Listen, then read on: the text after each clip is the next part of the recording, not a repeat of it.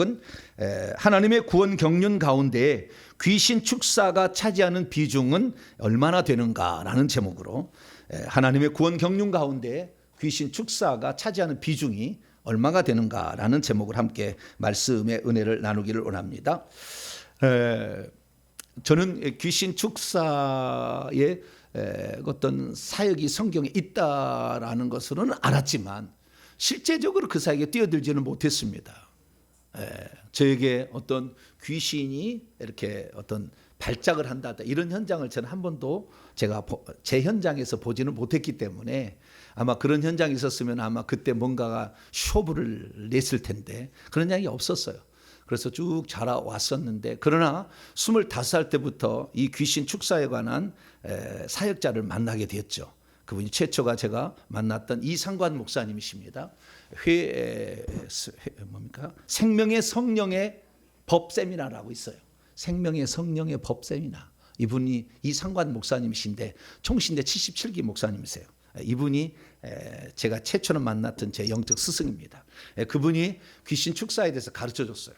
귀신은 어떻게 내보내야 된다. 그리고 귀신을 나갔다고 하는데 안 나가고 있는 것을 어떻게 확인하는 거냐. 이거까지 가르쳐 줬어요. 다 1:1 수업으로. 근데 지금 와서 생각해 보니까 좀 올바른 방법 같지는 않아요. 제가 이 방면에 해보니까. 그러나 그런 방법도 그때는 잘 몰랐으니까 아주 신비하게 들었고 그래서 이 성경을 공부를 하게 됐는데 귀신 축사는 매우 중요한 영역이다. 그래서 예수님의 공생 가운데 3분의 1이 귀신 축사였다. 이런 것까지 이제 공부를 한 거죠. 그래서 25살부터 공부를 했으나 실제적인 사역에 뛰어들지는 않았습니다. 저는 말씀 사역 쪽이라 생각해서 결국에 말씀 공부로 왜냐하면은 저희 조상들이 500년 동안 서당 학장을 하신 분들이라 그런 후손이 있었기 때문에 나도 모르게 가르치는 쪽에 이런 쪽에 제가 관심이 많았고 그 방면에 학사학위 그러니까 석사학위까지 다 받았죠. 박사 쪽은 안 갔습니다. 나중에 그건 아닐까 싶어서. 그래서 어쨌든 공부를 제가 그렇게 해왔었는데 하나님께서는 이 결국에 이 하나님의 나라의 실제가 없으면 사람이 관심을 안 갖는다는 걸 알려줬어요. 그래서 예수님께서 마태복음 4장에도 회당에서 가르치고 천국 복음을 증거하시고 모든 병과 모든 약한 것을 고치셨다라는 말씀을 통하여 천국을 전하러 오셨는데 사람들이 관심을 안 가지니까 그 막한 마귀가 지배해서 천국에 못 들어갈 거니까 그 귀신을 쫓아내가지고 하나님 나라가 실제함을 병을 고치고 귀신을 쫓아내는 것으로서 보여주니까 사람들이 구름대처럼 온 거죠. 그래서 결국에 천국을 전파해서 천국에 들어가는 사람을 만들어낸 거거든요. 그래서 주님께서는 말씀을 저를 준비 있게 시켜가지고 25살 때부터 시작을 해서 한 50살까지 25년 정도는 말씀 공부를 했던 것 같아요. 그래서 그 다음부터 이제 한 10여 년 동안은 제가 이제 축사 사역 회계라는 걸 들어왔고 그 다음에 축사 사역은 6년 전부터 이제 하게 된 거예요. 그래서 제가 이 방면에 들어가는데 저에게 특징은 뭐냐면은 모든 것들을 논리적으로 설명해낼 수 있는 은사가 있더라는 거예요. 나중에 보니까 그랬어요. 다른 사람들은 이렇게 그거 어떤 자기가 하는데 그것을 잘 설명해내지를 못하더라고. 그래서 제가요 다 가르쳐 줍니다. 할렐루야. 공짜로. 공짜로 다 가르쳐줘. 왜냐하면 나만 알고 있을 일이 아니잖아요. 엄청난 지금 문제가 많은데 그래서 최소한 못 해결 받는할지라도 이런 원인에 의해서 이렇게 지금 되는구나 알아야지 그래도 하나님께 원망하지 않고 천국 갈 거 아니에요. 하나님이 나한테 이랬다고 내 가족을 내 자식을 조현병 줬다고 얼마나 내 자식 장애인 때렸다 하나님께 원망하다가 가지는 않겠죠. 그러려면 최소한 원인이 무엇인지는 알아야 된다. 그래서 거기서 더 나아가자면은 하나님께서 원하는 사역자도 만들어야 되기 때문에 제가 그 방면에 이제 말씀을 증언해서 이 말씀을 증언할 수 있도록 하나님은 세계 최고 수준의 영적 사역자들을 저에게 붙여주셨어요. 그래서 그분들로부터 2년, 4년 뭐 이런 식으로 공부를 했어요. 밤이 새도록 토론하고 얘기를 하고 실습을 하고 또한 제가 그 악한 영을 뽑아내고 영적인 세계를 보는 이런 연습을 계속 한 거예요. 그래가지고 오늘날 했던 건데 제가 그때 공부하고 그 다음에 경험했던 것을 여러분에게 나누고 있는 거예요. 할렐루야. 그래서 이렇게 나누는데 실제적으로 사역에 들어가 보니까 전혀 또 새로운 영역도 많이 있었어요. 그래 그것들을 정리하면서 여러분에게 말씀을 증언하고 있으니까 잘 들어보시면은 몇 년을 고생할 필요 없어. 여기가 끼웃거리 저기 끼웃거리 해서가지고 조금씩 쫓겨들었다가 그냥 가문에 콩 나듯이 그렇게 하다가 여기 아닌 게 비어 또 저기 갔다가 돌아다니는 사람 다 그래. 여기서 저기 갔다가 저기 저 충주로 한번 갔다가 부산으로 한번 갔다가 인천으로 갔다가 막 그래. 예? 다 알 거예요. 여기 좋다네. 그러면 또 거기 갔었다. 이게 하는데요. 찔끔찔끔 야, 안 돼요. 왜냐하면 이게 될 일이 아니에요. 내가 보니까. 그리고 그 영적 사역자들을 들여다보니까 그 속에 무당하고요. 조상령이 할아버지가 호랑이가 가득 들었어. 예. 그래가지고 나중에 그것이 다 들통이 나는 거예요. 예. 어떤 데 가면 귀신을 불러들이는 휘파람을 불고 사역을 해. 막 사역자가. 말도 안 되는 얘기를 영적 세계를 모르니까. 그런 사람도 많이 있는데 막 자신의 재산을 바치고 막 그래. 뭐 물론 하나님께 바치기 때문에 그 사람 문제는 없겠지만 그러나 그런 그 엉뚱한 일을 우리가 지금 경험하고 있는 거예요. 그래서 이 세상 사람 가운데에 태어나서 예수 그리스도를 믿고 참된 진리와 거짓이 섞이지 않는 순수한 복음과 실제적인 성령의 역사를 누군가 하나는 얘기해 줘야 될 거 아닌가. 저는 그렇게 생각했어요. 그래서 내가 이 땅에 태어나서 하나님 나를 목사라는 신분으로 만들어 줬기 때문에 이 목사가 참 진리를 얘기할 수 있어야 되고 할렐루야. 성경의 온전한 진리를 얘기해서 우리가 하나님이 뭘 바라시고 우주를 지었고 그중에 지구를 지었고 그 다음에 그 에덴 동산을 거기다가 인간 아담을 두었는지를 정확히 알아야죠. 예, 알아서 우리가 장차 천국에 들어간 우리의 미래 죽은 다음에 바로 즉시 경험하게 될 그 세계에 들어가서 후회 없는 인생을 살 수 있도록 만들어줘야 되지 않겠어요. 할렐루야. 그래서 제가 목사로서 여러분들에게 증거하는 말은 천국에 가면 실제로 경험하게 될 것이에요. 그리고 이게 사실이었네. 목사님 말씀이 하나도 틀리지 않았네. 그런 얘기를 하게 될 거예요. 나는 불순물이 섞인 걸 아주 싫어해요. 그래서 순수하게만 말씀을 증언하니까 말씀을 잘 따라오시고 영적 세계도 잘 공부를 하시게 되면 영적 세계 그동안 의대 가서도 풀지 못하는 거 조금 가서 안수를 받아서 치료됐다 할지라도 그게 도람이 타불이 될 수밖에 없었던 이유 정확히 알아야 되거든. 그렇지 않으면 우리는 반복적으로 실수하면서 인생을 낭비하고 돈을 낭비하고 시간을 낭비하고 지금 주님 오실 날이 가까워서 앞으로 이 4년 뒤에 2030년이 되면 인간의 수준을 뛰어넘는 AI 컴퓨터가 AI 로봇가 나와서 전 세계를 다스리게 된다는데 지금 몇 년 안 남았잖아요. 그러면 그때가 하면 이제는 더 이상의 사람의 노동력이 싫은 거예요. 지금 그래서 이 노조가 문제잖아요. 노조가. 그래서 노조가 계속 1억씩 연봉을 받다가 더 올라다가 아예 기업을 폐쇄한 데가 많아요. 지금 대한민국이. 그리고 외국으로 나가버려요. 우리나라가 지금 그런 상황이에요. 그런데 그런 노조가 안 생긴다 하잖아요. 왜? AI 로봇은 절대 반항을 하지 않는데요. AI 로봇을 기용을 하면 절대 노조를 일으키지 않는데요. 물론 노조가 전부 틀렸다고 말할 수는 없지만 이 노조에 이 어디 노조의 그 간부에 들어가서 다 보니까 북한의 지령이 다 와 있어 거기에. 북한의 지령 문이 다 있어 거기에. 그런 실정이니까 실제로 나는 얘기하는 거예요. 그래서 우리가 정말로 이 공산당으로 안 가려면 우리는 정확하게 성경적인 방법을 알고 성경으로 가야 되는데 우리의 인생에 있어서 그래서요 제가 정말 우리 인생을 한 번 사는데 이 아까운 시간을 헛된 데 들이지 아니하고 정말 주님께 갔을 때 계산되어지는 삶을 살게 하려면 어떻게 할 건가 이거지. 계산되지 않는 삶 열심히 수고했으나 얻은 것이 없으면 얼마나 탄식하겠어요. 슬피 울며 이를 가지 않겠어요. 그래서 우리가 하나하나 지나온 모든 삶이 절대 후회 없는 인생이 되도록 하기 위해서 우리가 지금 결정해야 할 일이 무엇인가. 이것을 정확하게 제가 이제 알려드릴 수 있도록 하나님 인도하셨으니까 제가 그 일을 감당하고 있습니다. 할렐루야. 그래서 우리는 결국에 천국에 들어가기 위해서 여기에 있는 거예요. 지금 할렐루야. 여기는 잠시 밭이야. 마태복음 13장에 하면 이 세상은 밭이라고 그랬어. 이 밭에 지금 심겨진 그래서 우리의 육체는 부모로부터 오지만 하나님이 낙원에 있는 영혼을 그때 집어넣어 2, 3개월 때 집어넣어 가지고 여기서 천국에 들어올 생명을 가진 자만 들어가. 그래서 사자의 나라에 들어가면 사자의 생명이 있어야 되고 독수리의 나라에 들어가면 독수리의 생명이 있어야 되지, 하나님의 나라에 들어가면 하나님의 생명이 있어야 돼. 할렐루야. 그 하나님의 생명은 요한복음 5장 26절에 아버지께서 자기에게 생명이 있음 같이 아들에게 주어 그 속에 있게 하셨고, 요한서 5장 12절에 생명이 있는 자는, 아들이 있는 자는, 아들을 본문에 아들을 가지고 있는 자는 생명을 가지고 있고 아들을 가지고 있지 않는 자는 생명이 없다고 그랬어요. 그래서 우리가 이 땅에 생활하면서 이 생명을 가져야 되는데 그 생명을 가진 죄가 있으면 죄는 천국에 못 들어가잖아요. 그 때문에 사탄을 몰아낸 건데, 이 타락한 천사를 죄 지은 천사를 몰아낸 건데, 우리가 죄 짓고 갈 수 없으니까 예수님께서 육신을 입고 오셔가지고 피 흘려 죽으심으로 우리의 죄를 먼저 사해 줬어요. 할렐루야. 이 사실을 믿어서 우리의 죄를 용서를 받은 다음에 생명을 얻어야 돼. 할렐루야. 그래서 생명책의 이름이 기록돼야 천국의 호적에 올라가야 우리가 천국에 들어가는 건데, 호적이 없는데 어떻게 들어가? 못 들어가지. 그것이 생명책이에요. 생명책. 그래서 이 생명을 우리가 이 땅에서 얻어서 천국에 들어가는데, 과거에는 이렇게 해서 이걸 잘 모르고 예수 믿으면 죄 사함 받아서 구원 얻는다 이래버렸어요. 생명이 들어가는 문제를 절대 언급을 하는 거예요. 사형리 보세요. 사형리 읽어보세요. 예수 믿으면 너의 죄를 위해서 십자가에 죽어요. 그걸 믿으면 구원 얻는다고 그러지, 생명이 네 속에 들어가야 된다 이 얘기 잘 안 해. 이 얘기를 어렴풋하게 영생을 얻는다 이렇게 얘기하지만 정확하게 찝어내지를 못한 거예요. 그래서 예수 그리스도를 믿어서 죄사함 받았으나 그 속에 생명이 없어서 생명책 이름이 기록되지 못해서 천국에 못 들어간 사람이 있다니까. 교회를 50년을 다녔는데도.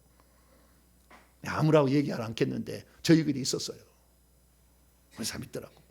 신앙생활 그렇게 열심히 했는데 생명책 이름이 기록이 안 돼 있어 아직까지. 왜냐하면 생명 얘기를 들어본 적이 잘 없어가지고. 그래서 우리가 그렇구나, 하나님의 계획 가운데 생명을 얻어서 천국에 들어간다, 이 사실을 발견할 때 어마어마한 발견이, 할렐루야. 죄사함만이 아니라 예수님의 성찬식을 통해서 살과 피를 얘기했잖아요. 살은 생명, 피는 속죄, 이 두 가지를 얘기했잖아요. 그래서 이 두 가지에서 속죄와 속죄하는 자, 생명 주는 자, 이걸 알아야 되는데, 생명 주는 자, 그리고 고린도서 15장 45절에 마지막 아담은 살려주는 영이 되었나니, 생명 주는 영이 되었네. 할렐루야. 그래서 로마서 8장 1절에 보면 생명의 성령의 법이 죄와 사망의 법, 생명의 성령이라 얘기하고 있어요. 그래서 요한복음 7장 37절에 나를 믿는 자는 그 배에서 생수의 강이 흘러나오리. 할렐루야. 이는 믿는 자의 받을 성령을 가리키는 것이라. 그래서 우리는 이 성령 생명을 받아야 돼. 그래서 생명을 받아 하나님 나라에 들어가서 보니까, 요한계시록을 살펴보니까 생명 얻어서 들어온 사람을 뭐라고 그러냐, 하나님의 자녀라고 그러더라고. 아들들이라고 그러는 거예요. 생명 얻어서 천국에 들어갈 사람 하나님의 아들들이라, 자녀들이라고 그래. 그런데 자녀들만 있는 게 아니라 상속자가 있더라고. 오, 깜짝 놀랐어. 상속자가 있어. 아들로 들어간 게 아니라 상속자로 들어갈 사람이 있어. 근데 상속자로 들어갈 사람이 또 보니까 왕노할 사람이 거기 또 있어. 그래서 천국을 완전 차등 상급제라는 걸 내가 알았어요. 얼마나 내가 충격받는지 몰라. 나는 다 그냥 예수 믿으면 왕 같은 세상에 있는데 택도 없는 얘기였어. 택도 없는 얘기였어. 우리는 하나님의 자녀로 구원을 얻는 거예요.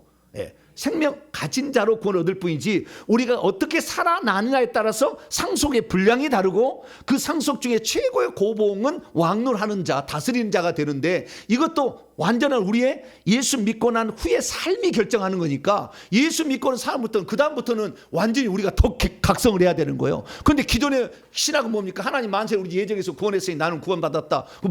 그래서 교회를 나와준 게 고맙다, 이 목사야 막 그러잖아요. 내가 교회 나중에 고맙지. 왜? 나 이미 구원 받았어. 나는 구원 받, 나 천국 갈 건데 내가 이거 나와줘서 고맙잖아. 11조 내니까 더 고맙지 막 그래. 뭔지 잘 몰라. 뭔 신앙생활하는지 몰라. 그따위로 신앙생활 해가지고 주님의 몸된 교회, 하나님께서 우리 인간을 지은 목적에 그냥 조금 이 맛배기 이제 시작한 걸 가지고 완성한 것처럼 착각을 해. 그래서 야고보서를 쓴 거예요. 행함이 없는 믿음은 죽은 거다 얘기한 거예요. 그래서 우리는 성경 전체를 다 봐야 되는 거죠. 그래서 우리의 인생의 미래가 어떻게 결정되느냐, 우리가 여기에서 예수 그리스도를 믿어서 하나님의 자녀가 되었다면 그 후의 삶이 천국에서 우리가 누릴 지위와 신분이 결정이 되는 거예요. 근데 그 결정되는 그 신분은 언제까지 그걸 누리고 사느냐. 자, 요한계시록 22장 언제까지 누리고 사느냐. 요한계시록 22장 5절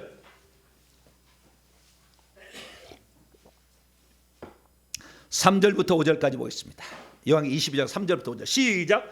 다시 저주가 없으며 하나님과 그 어린 양의 보좌가 그 가운데 있으리니 그의 종들이, 이건 사람으로서 하나님의 어떤 사역자를 가리키는 표현이에요. 종들이 그분을 섬기며 그분의 얼굴을 볼 터이요 그분의 이름도 그들의 이마에 있으리라. 종들은 요한계시록 강의 들어보세요. 7장에 보면은 하나님의 종들의 이마에 인을 친다고. 하나님의 종들의 이마에 천사가, 동쪽에서 올라온 천사가 이렇게 이마에 인을 친다는 말이 나와. 그 인을 친 사람들이에요. 5절 시작. 다시 밤이 없겠고 등불과 햇빛이 쓸데없으니 이는 주 하나님이 그들에게 빛이심이라. 그들이 세세토록 왕노하리라. 언제까지요? 이 원문을, 헬라 원문은 시대들까지라고 나왔어요. 예, 시대들. 예. 뭡니까? 에이스 토이스 아이오나스 톤 아이오논, 시대들까지, 더 에이지 오브 더 에이지스, 더 에이지스 오브 더 에이지스, 시대들까지. 그러니까 세세무궁토록이요. 그러니까 여러분들이 얻을 지혜가 여기에서 확보하는 것은 세세무궁토록 누릴 지혜. 할렐루야. 이것이 예수 그리스도를 믿기 전에 한 것은 하나도 계산 안 돼. 예수 그리스도를 믿어서 생명책 이름이 기록된 순간부터, 그 다음부터 여러분이 결정된. 할렐루야. 그래서 와, 예수 믿고 난 다음에 내가 삶을 대강 살아도 나는 될 줄 알았는데 그냥 구원만 얻으면 됐지 하고 생각했는데, 아니요, 우리가 누릴 엄청난 복이 우리를 기다리고 있다는 거죠. 그래서 제가 이 성경을 살펴보니까 왜 그런 사람들이 이런 복을 놓쳤을까? 첫째, 요한계시록 강의를 못 들어본 거예요. 그것도 제대로 강의한 걸 못 들어본 거예요. 이기는 자에 대한 이야기를 못 들어본 거지.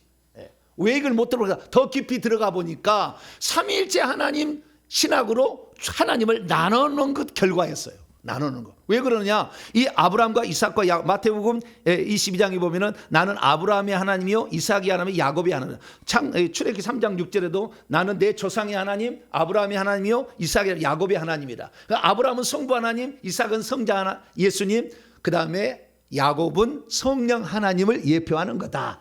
이렇게 우리가 그동안에 들었어요. 그래서 아브라함은 아버지로서 아들을, 모리아산에서 아들을 바쳐야 돼, 죽여야 되잖아요. 그 아버지의 마음. 이삭은 모리아산이신 골고다 언덕에서 죽으신 예수 그리스도. 그 다음에 야곱은 변화된 삶, 성령이 변화를 시켜서 우리를 성숙해가지고 결국에 하나님 사람 된다, 이런 식으로 설명을 해온 거예요. 그러니 절대 못 본 거예요. 뭘 못 보냐면은 이 한 분 하나님이 우리를 어떻게 만들어간지 잘 몰랐어요. 그래서 한 분 하나님의 시점으로 보니까 이 성부 하나님이 창세기 18장 10절과 14절 보니까 내가 내게로 돌아오니 너에게 아들이 있으리라. 그렇게 얘기함으로써 하나님께서 아들로 온다는 것을, 계시를 아브라함에게 직접 단 한 번 나타났어. 사람에게 직접 한 번 나타나서 여호와께서 얘기를 해주시고, 창세기 22장에 이 모리아산에서 이렇게 얘기합니다. 창세기 22장 8절 잘 들어보세요. 저희 교회 최근 처음에 한 번도 예수를 안 믿다가 처음 믿은 사람이 교회를 나오고 있어요. 근데 지금 저는 최고봉의 얘기를 하고 있잖아요. 그런데도 재미있대요. 할렐루야. 재미있대. 지금 이 얘기는, 제가 하는 얘기는요, 성경을 많이 한 사람들은 엄청나게 보화를 캐는 것이고요, 성경을 모르는 사람은 그저 지나갈 수도 있어요. 그런데 성경 알면 알수록 엄청난 보화가 있는 거예요. 자, 창세기 22장 8절 시작. 아브라함이 이르되 내 아들아, 번제할 어린 양은 하나님이 자기를 위하여 친히 준비하시리라 하고 두 사람이 함께 나아가서, 번제할 어린 양이 어디 있다니까 하나님이 친히 준비하시리라. 이게 하나님이 자기를 위하여가 아니에요. 자기를 위하여가 아니에요. 하나님이 자기를 위하여가 아니라 하나님이 자기 자신을 번제한 어린 양으로 보여준다는 거였어요. 그래서 나중에 보니까 이 골고다 언덕에서 나사렛 예수 유대인의 왕이라는 편말의 첫 글자를 딱 보면 여호와가 나와. 그래서 그 예수님이 여호와인데 그 요드해 와우해 첫 글자를 해석해 보면 손을 보라 못을 보라예요. 여호와 하나님이 아들로 나타나신 거예요. 한 분 하나님이 아들로 오셨군. 할렐루야. 하나님의 아들을 달랑 보낸 게 아니라 자기는 손에 안 보고, 아들아 너 고생하겠지만 좀 가야 되겠어. 그러니까 아버지 소자가 어찌 못 가겠나이다. 아버지가 가소서. 둘이 싸워요. 그런 줄 알았어.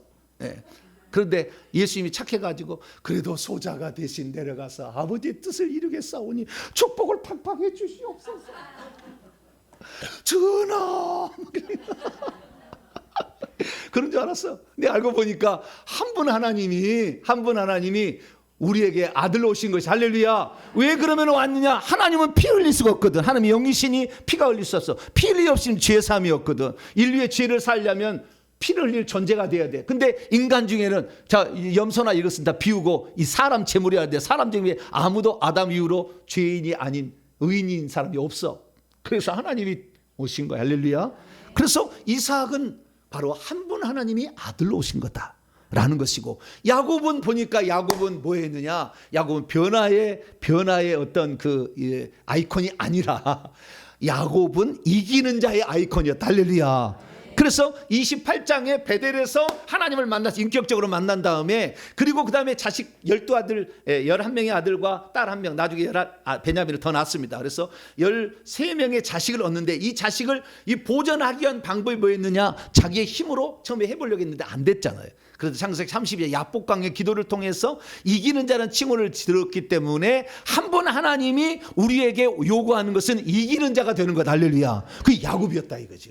그래서 이 예수님의 예표는 이기는 자인데, 이 이기는 자의 예표가 야곱이었어요. 그래서 야곱은 예수님의 예표인지 성령 하나님의 예표가 아니었는데, 이것을 나눠 놓음으로 말미암아 깨닫지 못했다는 거예요. 그래서 우리는 이제는 한 분 하나님 보면은 한 분 하나님은 이기는 자를 산출하는 거. 할렐루야. 근데 야곱을 하나님께서 위대하게 본 것은 이 야곱의 12아들의 이름을 저 천국의 세루살렘 성의 12문의 문의 이름, 문패가 바로 그 12아들들의 이름이 기록된 거예요. 그럼 왜 이 사람보다 더 뛰어난 사람이 엄청 많아? 모세도 있지, 구약에 보면은 다윗도 있지, 얼마나 뛰어난 사람이 많아. 아론도 있고 엄청 많아. 에녹도 있고 막 노아도 있고 있을 거 아니에요. 신약에 바울도 있고 막 이때 왜 거기 안 들어갔을까라는 거예요. 왜? 그것은 이 야곱의 간절한 마음. 나만 상속자, 아들이지만 상속자가 나만 되는 거. 다 아들이지. 에서도 아들, 그 다음에 야곱도 아들인데, 둘이 하나만 상속자가 되고 아버지의 기업을 물려받을 자고 하나 안 된다니 넘어갔으면 그것 때문에 20년을 고생했고 죽을 뻔했잖아요.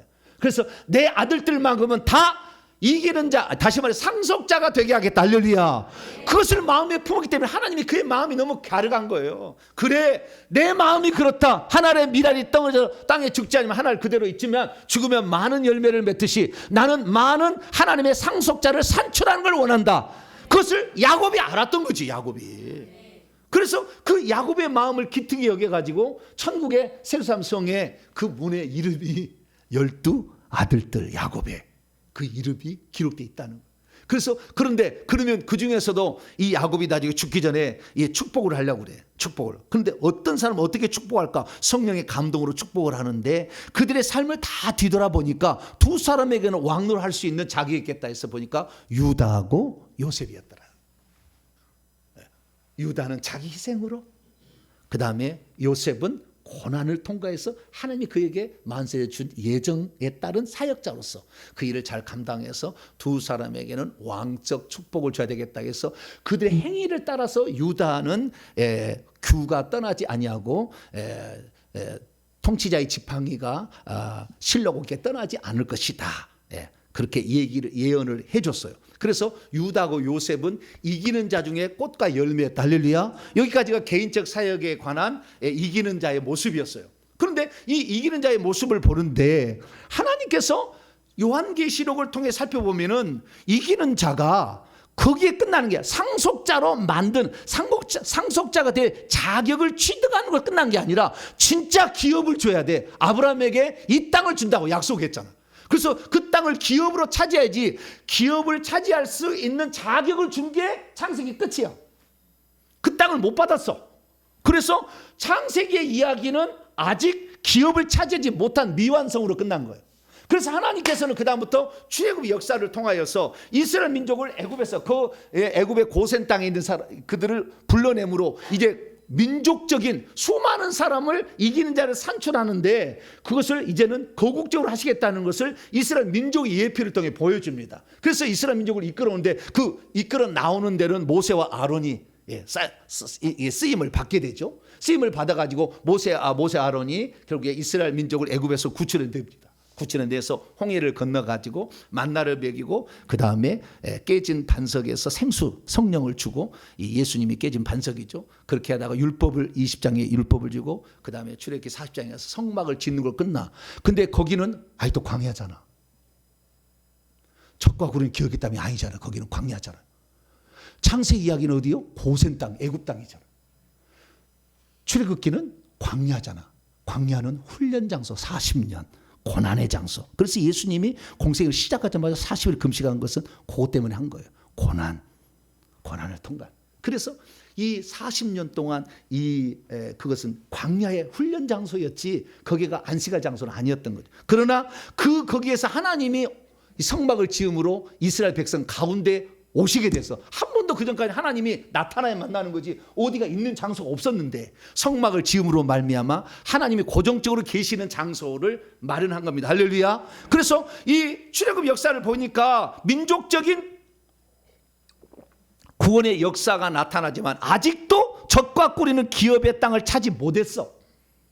그러나 이 맛보게 하기 위해서 모세가 마지막에 두 지파 반, 에브라임과 므낫세하고 루벤 지파, 므낫세 반 지파에서 두 지파 반만 요단강 동쪽을 정복을 해서 먼저 기업으로 맛배기로 주고 진짜는 본토를 정복했는데 이 모세가 실수하는 바람에 여호수아에게 바톤을 던지라고 그래요. 그래가지고 여호수아가 이스라엘 백성을 이끌고 가나안 땅에 들어갑니다. 그것이 BC 1406년 또는 5년경에. 그래서 7년 동안 정복 전쟁을 통해서 이 전쟁을 다 중부, 남부, 북부에서 전쟁을 끝내고 그 다음에 그 땅을 기업으로 한다는데 먼저 유다하고 에브라임 지파, 므낫세 반 지파 두 지파 반을 주는데 나머지가 미정미정해. 그래서 지도를 그려갖고 오라 해서 다시 또 7지파 반을 또 나눠줘 가지고 결국에 9지파 반을 땅을 기업으로 줬어요. 그래서 이제는 그 아브라함에게 약속한 이 땅을 너와 내 자손에게 후손에게 기업으로 주리라 라는 약속의 성취가 그때 비로소 이루어집니다. 할렐루야.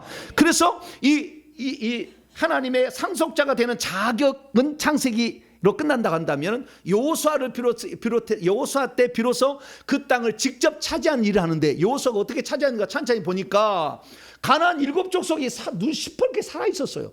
거기에 아주 기골이 장대한 노릇이었는데 그래서 이 가나안 땅을 정복하되 혁혁하고 공을 세운 사람이 누구예요? 여호수아와 갈렙.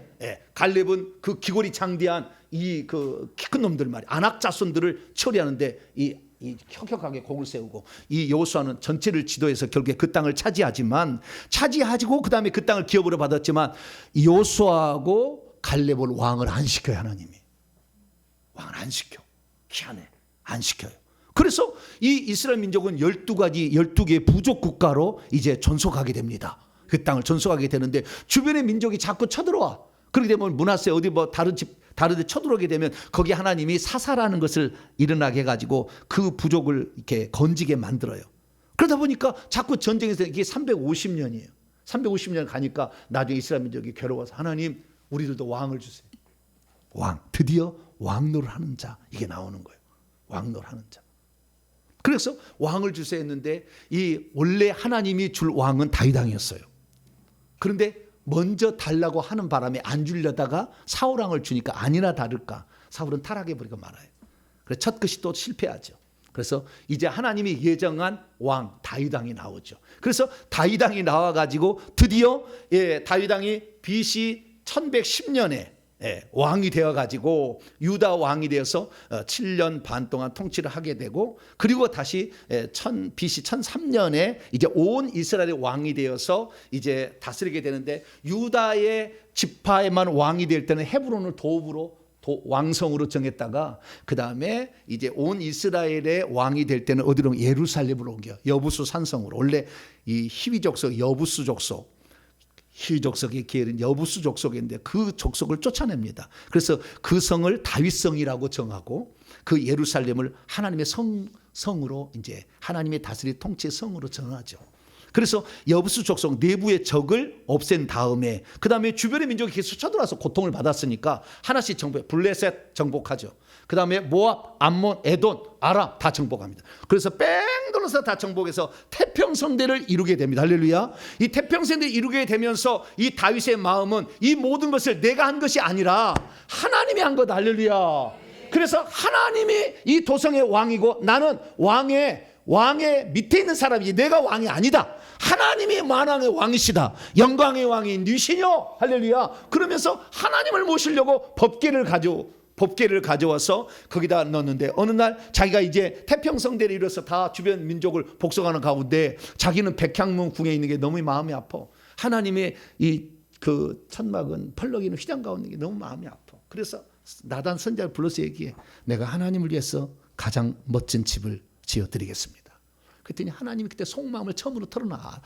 이 사무엘하 7장에 나와요. 속마음을 처음으로 털어놔. 내가 수백 년 동안 텐트에 지내면서 이리저리 옮겨 다녔다마는 나를 위해서 집을 지어달라고 나 얘기한 적은 없다. 다윗이 나를 위해서 집을 지어준다고 내 마음이 너무 흡족하다.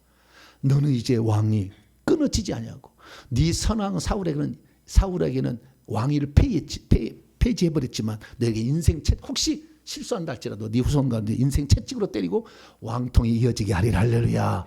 그래서 20대까지 왕을 해먹었다는 거 아니에요. 이렇게. 그것이 바로 다윗 왕의 이야기입니다. 그래서 다윗 왕은 결국에 이 하나님께서 왕 중에 왕으로서 구약의 대표적인 메시아의 예표자가 됩니다.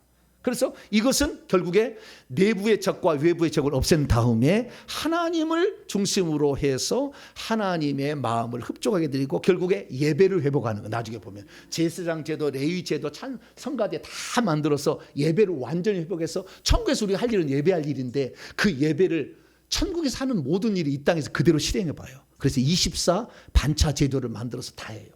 그것이 천국에서 우리가 나중에 24 마을에 여러분 다 들어갈 거예요. 저는 이제 엘리야 마을에 들어갈 거고 여러분 다 마을이 있어요. 나중에 그 24 장로의 마을에 들어가게 되는데 그런 것을 다윗이 다 하는 거예요. 그래서 우리는 구약 성경에 나타나 있는 이야기를 들어보면 개인적으로 이기는 자는 아브라함부터 시작되지만 야곱의 그다음에 12 아들들을 통해서 꽃과 열매는 유다와 요셉.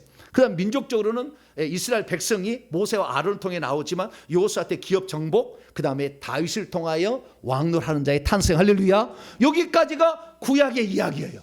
이 구약 이야기이기 때문에 이 이야기가 그대로 옮겨와요. 그런데 너무 이스라엘 민족이 왕을 이 20명의 왕이 있었지만 다 타락해 버렸어요. 그래서 계속 선지자를 보내서 책망을 해. 너 그러면은 너 땅 빼앗긴다. 너 여기서 떠나게. 너 파버린다. 호적에서 계속 얘기를 하는데도 회개를 하지 아니하고 있자. 결국에 북이스라엘은 BC 722년에 열지파를 없애버리고 남유다는 BC 586년에 바벨론 포로로 잡혀가게 해버려요. 그런 고통 가운데 있어요. 그래가지고 하나님께서 고통 가운데 있으면서 이 다니엘이나 에스겔 선지자를 통하여서 다시 회복하는 것을 얘기를 해주면서 장차 올 메시아는 어떤 자가 온가라는 것을 선지자를 통해 더 많이 얘기해 줘요. 이것이 나머지 다윗 왕 이후의 이야기입니다. 말라기까지. 그리고 예수님이 딱 오자 두 소경이 지나가면서 다윗의 자손 예수요 외치잖아요. 그 다음에 저 수로보니의 여인도 자기의 딸이 귀신 들렸는데 다윗의 자손이여 나를 불쌍히 여겨달라고. 예수님이 예루살렘 입성할 때도 다윗의 자손 호산나 다윗의 자손 이렇게 얘기를 해. 왜? 다윗이 이스라엘 민족의 태평성대를 이루었거든. 태평성대를 이루었거든. 다시 말해서 주변의 모든 적들을 다 없앨 뿐만 아니라 하나님 중심의 정말 하나님이 통치하는 나라, 하나님의 나라라는 것을 만들어줬거든요. 그래서 그것을 얘기함으로 예수님 맞다. 한 번도 다윗의 자손이 할 때 내가 아니라 얘기한 적이 없어. 맞아. 내가 다윗의 자손이여 뿌리다. 요한계시 22장 16절에 그렇게 얘기를 나는 다윗의 자손이여 뿌리다. 그렇게 얘기함으로 결국에 우리 주 예수 그리스도는 구약에 나타난 모든 이기는 자와 하늘에서 받을 모든 축복의 종합형과 완성자이십니다. 그래서 우리는 예수 그리스도를 믿게 되는데 그 예수님도 마찬가지로 당신 혼자만 천국에서 왕노하는 자 되기를 원하지 아니하고 12 제자들에게 왕노를 하기 위해서 너희들도 이 일을 해야 된다라고 지시를 해. 그래서 그 지시를 하는데 구약과 신약에 엄청난 차이가 발견됩니다. 구약에서 이기는 자라는 것은 이겨내는 자, 극복하는 자, 프리베일, 오버컴입니다. 근데 이 뜻은 뭐냐면 어떤 이길 대상이 있어요. 이길 대상이 있었어요. 근데 그 이길 대상이 신약에 들어와서 확실하게 바꿔지면서 확실하게 드러나게 돼요. 그게 아주 중요한 거예요, 이게. 그래서 오늘 제가 설교 제목을 하나님 구원 경륜 가운데 귀신 축사가 차지하는 비중이 얼마나 되는가 이게. 요게 지금 설교를 잡은 거예요.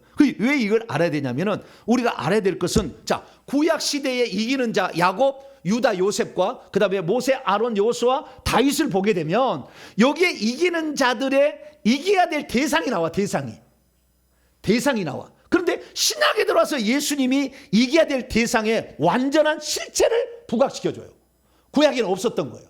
희미하게 나오는 것이고 뿐만 아니라 다른 거였어요. 그래서 구약은 예표입니다. 자, 그러면 첫째, 야곱의 이겨야 될 대상은 뭐겠어요?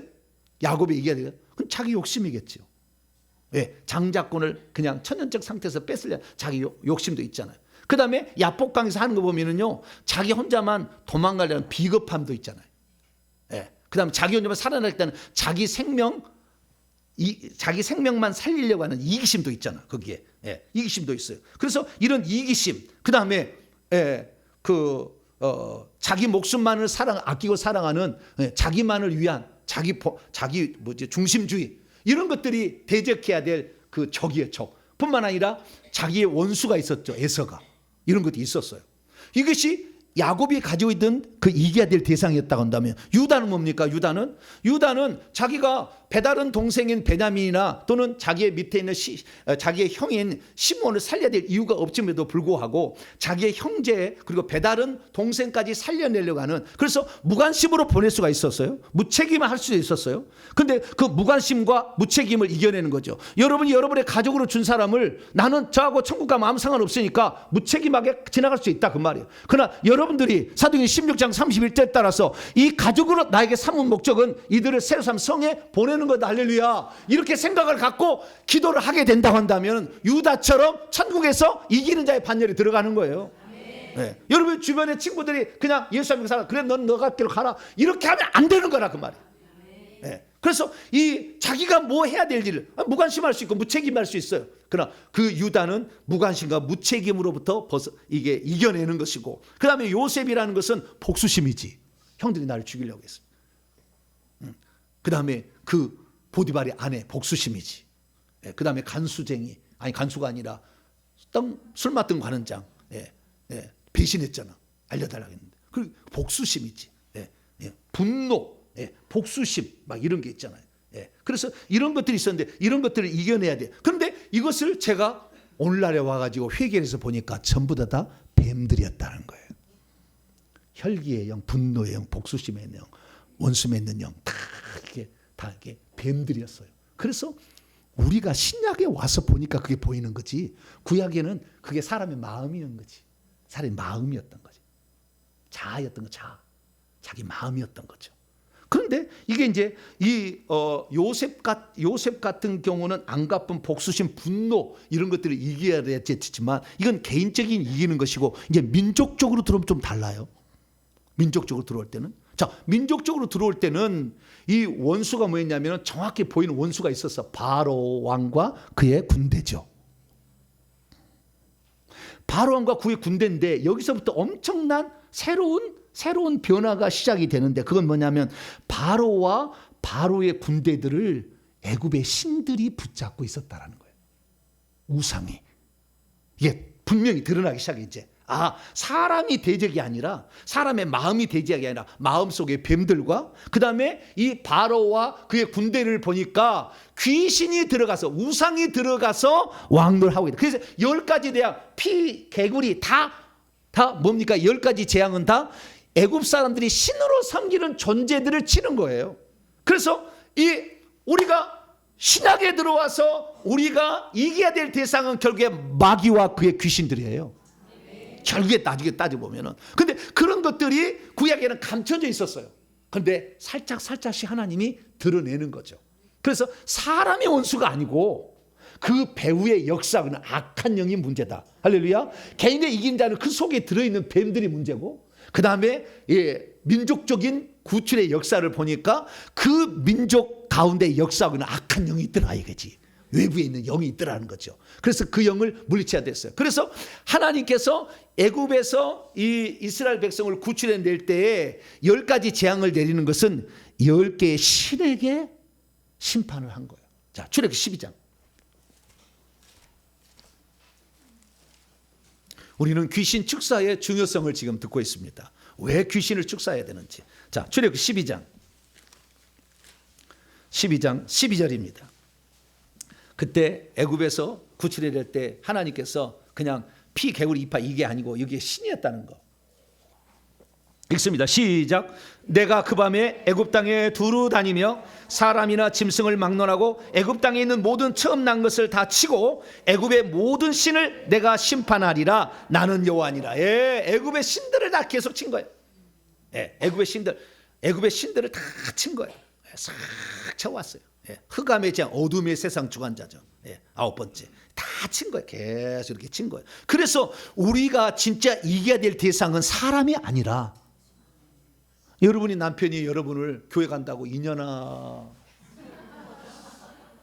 너 교회 갈래? 너 남자 너 목사하고 바람났지 너 팔로. 그러면 남편을 왼수 취급해야 돼요? 남편 속에 있는 악한 영을 원수 취급해야 돼요? 이 남자가 지금 60대만 기다려. 에스트로겐이 끝나고 테스토스테론이 나오게 되면 당신 이제 끝장날 거야. 그리고 참고 있습니까? 네? 그 배우의 역사하는 영을 봐야 돼. 할렐루야. 이걸 보라는 거예요. 우리가 사람은 사랑하고, 왜? 사람은 언제라도 회개만 하면 하나님의 자녀가 될 수 있잖아요. 천사는 회개도 절대 타락한 천사는 다시 선한 천사 될 수 없어요. 끝장났어. 영원히 그래서 우리의 원수인 거예요. 한 번 원수는. 귀신은 절대 봐주지 말아야 돼. 이것들은. 그 사람은 사랑해야 되는데 사람을 미워하게 된다. 여기에서 비로소 이제 거국적인 민족적인 구원의 역사 가운데, 구원 경륜 가운데 그 바로는 사탄을 의미하고 바로의 군대는 귀신들을 의미하지만 그 배후에 사실 악한 영이 있었다. 이것을 출애굽 때부터 비로소 알려주기 시작하는 거죠. 그러면 여호수아가 나중에 적과 꿀이 흐르는 가나안 땅을 정복하러 들어가게 됐을 때 거기에 있는 기골이 장대한 그 족속들, 그 다음에 7 족속들은 다 뭐예요? 우리 내부에 있는 귀신들인 거지. 내부에 있는 적들이죠. 우리 몸속에 드는 뱀들과 귀신들이겠죠.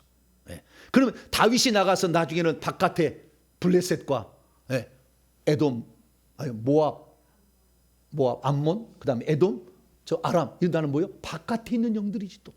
그래서 우리가 축사해야 될 나중에 귀신들은 뭐냐? 우리 안에 들어있는 뱀들과 귀신들을 먼저 축사해야 돼요. 회개해가지고 예수 편으로. 그 다음에는 뭐냐? 우리 주변에 1, 2, 3, 4대 세대 영이 이 1m 안에 돌아다니고 있어요 지금. 그래서 우리가 죄 지을 때마다 들어오려고 망보고 있는 거예요. 좀 더 해서 500m에서 저 2km 정도까지는 이 1, 2, 3, 4대 영인 그 5대부터 그 윗대 김수로 왕의 그 시 70대 손 70대. 설씨도 70대예요. 70대. 저는 24대고. 그 사람마다 다 다수가 달라. 그 가문의 영들이 또 있어요. 이 영들을 없애야만이 여러분의 평안이 오는 거예요. 그 영들의 이야기인 거죠. 그래서 여호수아는 내부의 적이라고 한다면 다윗은 외부의 적까지 정복을 했더니 내부의 적을 정복한 사람은 기업을 차지하고 외부의 적까지 처리하고 하나님 나라를, 그 나라를 만든 사람에게는 왕노라는 권세를 주더라. 이게 구약의 역사인 거예요. 자, 이것을 제가 파워포인트로 준비를 해봤습니다. 구원의 스케일은, 창세기는 개인의 스케일이었어요. 야곱, 유다, 요셉. 그런데 출애굽기에 들어오자 국가로 발전하게 됩니다. 국가적으로. 그래서 국가적인 시스템으로 받게 돼서 우리가 천국에서 받을 상은 거주권, 하나님 나라에 들어가는 것. 두 번째, 그 나라를 기업으로 찾아 물려받을 어떤 게 있다는 거죠. 그 물려받을 건 딱 3개 내가 보니까. 첫째는 땅을 기업으로 받는 것이고, 둘째는 천국 집을 기업으로 받는 것이고, 영원히 나를 섬긴 종들, 천사를 물려받는 거예요. 이 3가지를 물려받는 건데, 그다음에 마지막으로는 다윗이 주변의 모든 민족까지 정복을 하고, 그러니까 이 다윗은 자기를 위해서 산 게 아니에요. 남을 위해서 산 거예요. 할렐루야. 그 민족을 살리기 위해서 자신의 모든 걸 다 드린 거예요. 그런데 그렇게 해서 생명 바쳐서 이 주변하고 싸우게 되고, 그 생명 바쳐서 귀신하고 싸워서 얻은 모든 은금 패물을 성전일 때 다 내놔. 싹 내놓는다고. 다 걸려놓는다고. 그것을 하나님은 눈여겨보고 너는 왕노할 자격이 있다 라는 거잖아요. 그래서 통치권을 다윗에게 준대. 그 다윗은 결국에 이것을 말하고 철장 권세를 준다라는 표현으로 나타나게 된다는 거죠. 그래서 우리는 거국적인 민족적인 구원을 보면 모세와 아론을 통해 광야에 들어가는 것, 거주권을 획득한다면 여호수아를 통해 기업권을 획득하는 것이고 다윗을 통해서는 통치권을 획득하는 것인데 그것의 실체는 예수 그리스도. 할렐루야. 예수 그리스도. 그리고 그 다음에 우리들의 전쟁인데 우리들은 내면의 가나안 7 족속이 우리 안에 있어요. 음란의 영, 거짓의 영, 교만의 영, 혈기 분노의 영, 중독의 영, 수많은 영들이 우리 안에 들었죠. 이 영들을 뽑아내야 되고 더 나아가서는 바깥까지 다 정복을 해야 돼요. 철장 권세로 더 바깥까지 다 정복을 해야 돼. 그래서 다 정복하는데 이 정복할 때 쓰는 방법이 귀신을 나가는 방법이 보니까 회개였더라라는 거죠. 그 전까지는 우리는 절대 회개라는 걸 잘 몰랐어요. 회개를 왜 해야 되느냐 잘 몰랐어. 회개하지 않으면 예수의 이름의 권세를 못 쓰게 돼 있어요. 왜냐하면 회개 없이는 귀신이 안 나가요. 주변에 정복할 수 없어요. 내부의 적도 예수의 피 뿌려야 되고 외부의 적도 예수의 피를 뿌려야 돼. 할렐루야. 네, 그래서 우리가 회개를 해야만이 요한시 1장 9절과 7절에 따라서 예수의 피가 우리 속에 들어온다. 그래야만 이길 수가 있다. 그래서 우리는 오늘 우리가 이 전쟁에 지금 들어서 있는데 그래서 우리는 지금 어떻게 해야 될 거냐.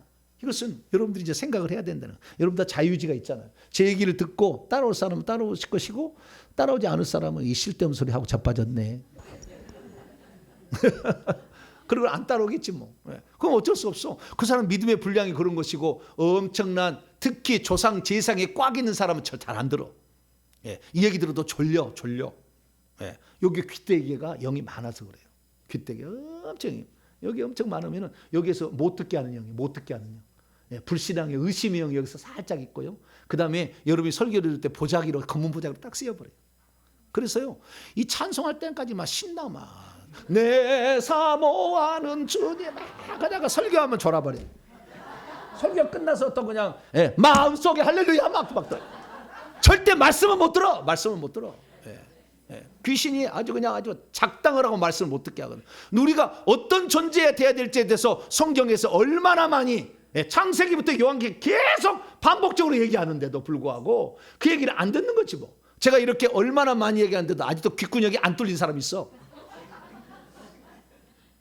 그래서 나는 귀신 한번 쫓아보고서 병이나 고쳐볼까 이렇게 생각해. 물론 그것도 틀린 건 아니에요. 틀린 건 아니지만 그것 때문에 여러분들이 이 말씀을 들으라고 하나님이 그걸 허용한 거예요. 여기서 귀신만 쫓으면 나 딴 데로 간다 또. 고무신 또 거꾸로 신는단 말 그래. 어디 가서 이런 얘기 듣는가 봐봐요. 들을 수 있는 거 찾아보시라고 한번. 얘기해 주나. 저는 실제로 얘기를 할렐루야. 저는 귀신 쫓는 목사 일을 하지만 귀신 쫓는 게 목적이 아닌 거예요. 여러분들이 천국에 들어갈 때 후회 없는 입성이 되도록 할렐루야.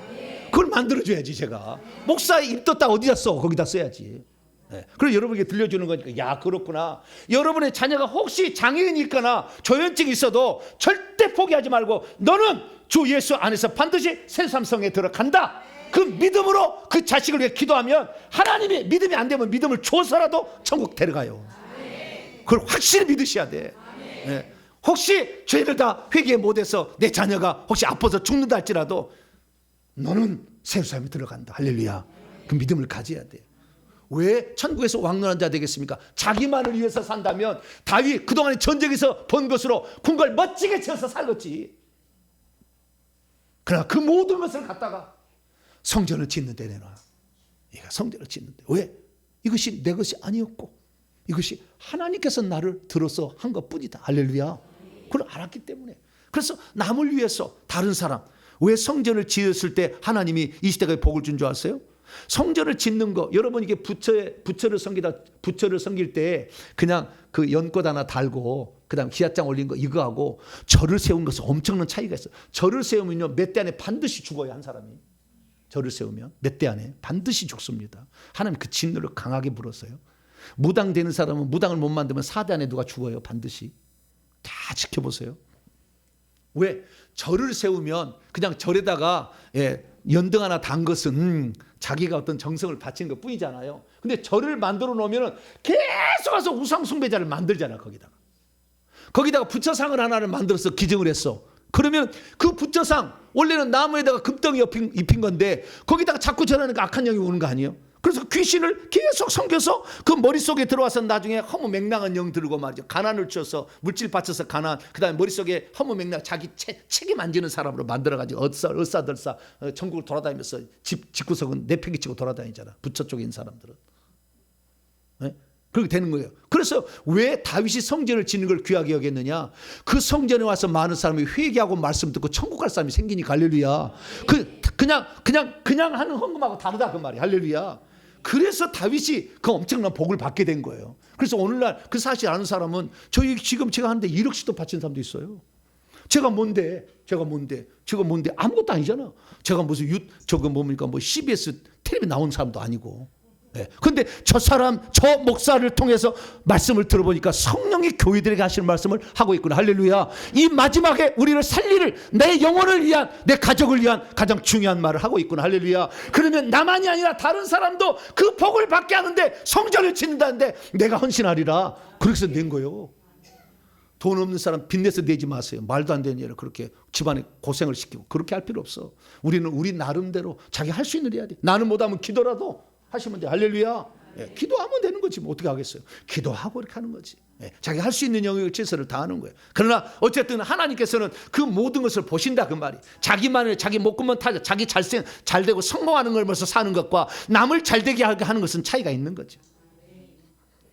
이스라엘 12지파가 여호수아를 따라서 정복 전쟁에 나가서 자기 땅을 얻고 자기 집을 지으려고 하는 거 아니겠어요? 그래도 감사한 것은 뭐냐면은 이 하나님께서 12부족들아 니네들 땅만 위해 전쟁하지 말고 합쳐서 남의 땅을 정복할 때까지 있어주라. 할렐루야. 그래서 동쪽의 2지파 반도 함께 가서 정복 전쟁을 하고 돌아가라. 왜? 이 땅은 우리가 함께 정복해야 된다. 남을 위해서 살아야 된다. 할렐루야. 자기만 위해서 사는 사람은 결국에 천국의 빈털터리예요. 내가 먼저 깨끗해서 하나님 나라에 합당한 자로 준비해 백합화 같은 신부가 되시고 할렐루야. 영적 전투를 하는 전사가 되어서 남들도 다시 다른 신부를 낳는 신부. 할렐루야. 이게 아가서 강의 핵심 3가지 주제인데 이렇게 돼야 되는 거죠. 근데 많은 사람들이 오늘 예수 믿는데 이 달짝지근은 단물만 빼먹고 가려고 그래. 목사님 귀신만 쫓아지면은 나는 이제 내 마음대로 살다가 재밌게 살다가 행복하게 살겠다. 응? 그것도 이기적인 욕심이에요. 그건 뱀이에요. 뱀. 이기적인 욕심이에요. 그래서 개인에게는 다 속에 있는 그 마음들이잖아요. 뱀들이었잖아요. 나중에는 바뀌어져 귀신들이요. 그래서 예수 그리스도께서 이 땅에 오셔서 한 일을 보면은 당신이 먼저 이 뱀들과 귀신들의 우두머리는 사탄을 잡는 것이 예수님 공생의 금식 끝나자마자 마태복음 4장 1절에 11절에 마귀하고 대판부터 3대 0으로 이긴 거예요. 이긴 이유는 뭐냐 이거예요. 자, 마태복음 12장. 왜 사탄 마귀하고 붙었느냐? 마태복음 12장. 이긴 이유는 여기에 있어요. 사탄 마귀를 이긴 자가 돼야 될 이유가 여기 있어요. 자, 마태복음 12장 28절로 29절 읽습니다. 시작. 그러나 내가 하나님의 성령을 힘입어 귀신을 쫓아내는 것이면 하나님의 나라가 이미 너희에게 임하였느니라. 사람이 먼저 강한 자를 결박하지 않고서야 어떻게 그 강한 자의 집에 들어가 그 세간을 강탈하겠느냐. 결박한 후에야 그 집을 강탈하리라. 그래서 최고의 우두머리 사탄 마귀의 머리를 박살낼 여자의 씨로 예수님이 오셔가지고 십자가상에서 죄 없는 사람을 죽인 것이 사망 권세를 빼앗긴 거예요. 왜? 죄 지은 자를 죽일 수 있는 것이 사망 권세거든. 근데 죄 없는 예수님을 주었기 때문에 그 사망과 음부의 열쇠를 빼앗긴 거예요. 그래서 사단 마귀를 예수님이 처단해 주셨어요. 그래서 음부에 가다놨어. 지금 가다놓은 거예요. 사탄 마귀가 떠돌아다니는 거 본 사람 있어요? 여러분 주변에 단 한 사람도 없어. 왜? 가다놨기 때문에. 지금이 천년왕국이에요. 예, 천국에 짐이 올라가서 지금 천년왕국 하고 있는 거예요. 음부에 지금 갇혀 있는 거예요. 재림 직전에 이제 올려보내는 거예요. 이게 천년왕국 끝이에요. 지금 천년왕국이 지금 천국에서 이미 진행되고 있는 거예요. 근데 나중에 지상의 천년왕국 신천지 다 이단들이 거기 나온 거예요. 잘못된 거예요. 내가 요한계 다 풀어놨어요. 그것을 잘못 전하기 위해서 성경을 번역을 잘못 해놨어 다. 헬라에서. 제가 그래서 신약학 전공한 거 아니에요? 예, 번역을 잘못했어. 이 땅에 천년왕국 없어요. 있다면 잠깐 스쳐 지나가는 한 것이지 진짜는 하늘에서 천년왕국이 있는 거예요. 그래서 사탄 마귀가 올라올 거예요. 근데 사탄 마귀가 올라오기 직전에 자기의 2인자 3인자를 내버리는 거 아니에요. 그것이 요한의 13장에 바다에서 올라오는 짐승, 땅에서 올라오는 짐승. 예, 그것이 적 그리스도와 거짓 선지자 이거 아니에요. 이거 그 밑에 부하들이 엄청 많아. 그래서 그들과 우리는 싸우는 거예요 지금. 그래서 예수 그리스도께서는 어떻게 얘기냐? 자, 누가복음 10장 이렇게 얘기하셨어요. 예수님이 다 해놓으셨어요. 사탄 마귀 때려 잡았으니까 너희들은 귀신을 쫓아내라 그런 거예요. 자, 누가복음 10장 17절로 19절까지 17절 20절 시작. 70인이 기뻐하며 돌아와 이르되 주여 주의 이름으로 귀신들도 우리에게 항복하더이다. 예수께서 이르시되 사탄이 하늘로부터 번개같이 떨어지는 것을 내가 보았노라. 내가 너희에게 뱀들과 정갈들을 밟으며 원수의 모든 능력을 제할 권세를 주었으니 너희를 해칠 자가 결코 없으리라. 귀신이 항복하는 거예요. 네. 세간을 늑탈하려면 그 주인을 잡아야 돼. 그래야 그 밑에 있는 세간살이를 뺏어올 수가 있잖아요. 그래서 사탄 마귀를 예수님이 잡았어요. 할렐루야. 그리고 오늘 우리에게 그 약한 귀신들을 쫓으라고 한 거죠. 그래서 예수 그리스도께서 공생에 시작하자마자 사탄 마귀를 때려잡은 거고 그 다음부터 귀신을 쫓아내기 시작했어요. 그리고는 그 장면을 그대로 보여 나처럼 하라. 그래서 마태복음 10장 1절에 예수님께서 더러운 귀신과 뱀들을 쫓아내는 권능을 주시고 복음을 전파하며 회개하라 천국에 가까운 전해라고 그랬다. 그래서 예수님 12제자들이 한 것이고 오늘은 이제 70명 누가 보면 70명이 더 나와.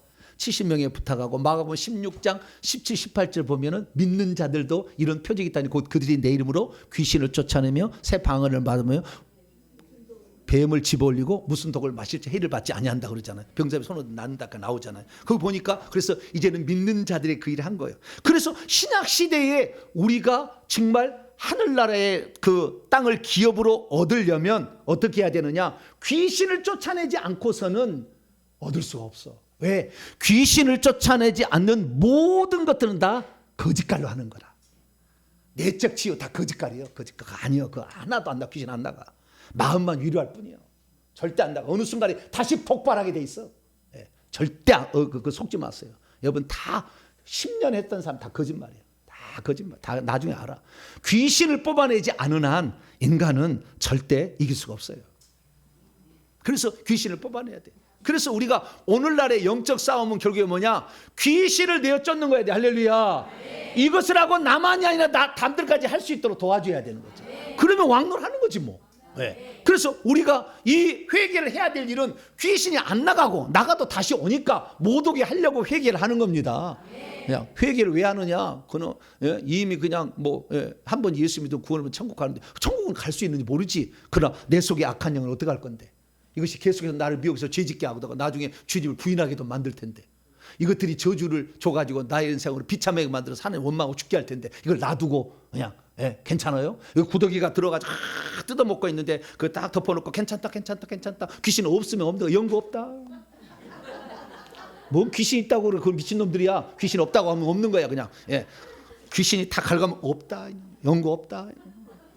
그렇게 가르치는 목사들이 많아. 나중에 어쩌려고 모르겠어. 주님 앞에 섰을 때. 막 젖혀서 긁어버려야지. 할렐루야. 긁어내야지 이것을. 이게 그랬어요. 우리가 신약 시대에 들어와서 구약과 완전 구약 시대는 자기의 마음에 잘못된 거, 그 다음에 적들, 이방 우상 숭배하는 자들, 이런 자들을 치료를 한다면 신약에서는 사람을 죽이라는 말이 없잖아요. 구약은 다 죽여버려서 헤렘 전쟁은 다 없애버려야지만 사람을 죽이라는 말이 없어. 신약에는 그 안에는 귀신을 쫓아내라 그러겠지. 실체를 예수님이 가르쳐 준 거예요. 그래서 예수님은 이긴 자의 실체에 있어요.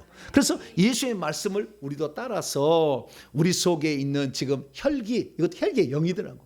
음란의 영이야. 교만의 영이야. 그 다음에 근심 걱정의 영이에요. 조현증을 일으키는 영이에요. 파킨슨을 일으키는 병 주는 영이에요. 그 영들을 우리가 쫓아내야 되는 거죠. 그래서 우리가 이렇게 모여서 회개하는 것이고 이 말씀을 듣는 것이고, 그래서 약한 영이 넘어가면 그 다음부터는 능력과 권세가 오기 시작해요.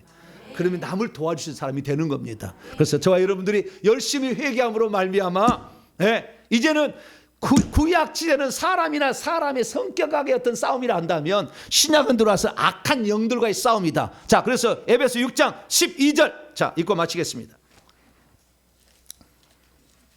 에베소서 6장 12절 우리의 싸움이 뭔가? 시작. 우리의 씨름은 혈과 육체를 상대하는 것이 아니라 통치자들과 권세들과 이 어둠의 세상 주관자들과 하늘에 있는 악의 영들을 상대함이라. 할렐루야. 그래서 이 영들과의 싸움은 필연적인 것이고 이것을 이기려고 몸부림을 쳐야 되고 어떻게 할 것인가를 그냥 구체적으로 얘기하고 있으니까 잘 따라오시면서 따라오면 여러분들 반드시 이기는 자가 될 것이고, 그래서 여러분들 속에 있는 영만 내보내도 기업을 물려받을 게 생겨요. 천국에 가서 담을 도와주게 되면은 왕을 하는 신부까지 가. 그런 여러분이 되시기를 간절히 바랍니다. 거룩하신 하나님 감사합니다. 우리가 주 예수 그리스도를 믿고 오늘 살아가지만 주 예수를 믿는 것으로 끝나는 거야. 그것은 하나님 자녀가 되는 것이고 하늘에 가서 기업을 물려받을 상속자가 되어야 되고 남을 도와줌으로 말미암아 왕한 반절까지 들 수 있도록 저희들을 붙들어 주시옵소서. 우리 주 예수 그리스도의 이름으로 기도하옵나이다.